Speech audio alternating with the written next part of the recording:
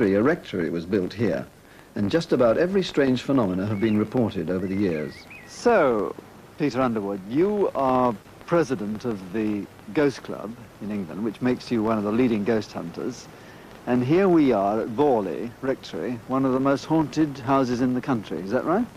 Well, yes, but we're not actually at Borley Rectory, because Borley Rectory stood over there and is no longer there. But I'm quite convinced, beyond any shadow of doubt, that the house that stood just across the road was and fully lived up to its name as the most haunted house in England. Why are you convinced? The accumulation of evidence over the years is absolutely shattering. It all began with a legend, and of course the most familiar aspect of the haunting is a ghost nun, which has been seen for something like, well, nearly 100 years. One of the rectors even bricked up one of the windows because he said the phantom nun looked in at him having his breakfast. But over the years, phantom figures have been seen, footsteps have been heard, solid, heavy footsteps on floorboards. Messages have been scribbled on the walls and on pieces of paper, apparently from a French nun asking for light, mass and prayers.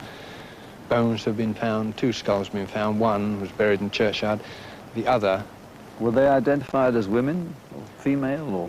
One of them was identified as a young female, and it's rather interesting because a dental surgeon discovered that there was a deep-seated abscess in the jawbone, and nearly all the people who have reported seeing the nun have said that she appeared sad-faced, unhappy, and of course with the deep-seated abscess she would indeed. So really we're talking about the ghost of a nun with toothache? That's what it sounds like, yes, yes. But putting all that on one side, the fact remains you've got the incumbencies of 4 rectors from 1863 rather, until 1935. 4 rectors, their families, wives, many friends and relatives, all of whom assert that they heard, saw and felt things which they can't explain. And I think the cumulative evidence is absolutely overwhelming that this was indeed the most haunted house in England. It was in 1937 that when the Smiths were here, Smith had recently come to England from India, and he just walked into this and he wondered what was happening. He saw a figure, he saw a phantom coach, his lights suddenly blared up, bells rang. He didn't know what to do, and he wrote to the local national paper, and they sent down Harry Price, who was the leading psychic investigator at that time. And of course he was fascinated once he heard the story and started making inquiries.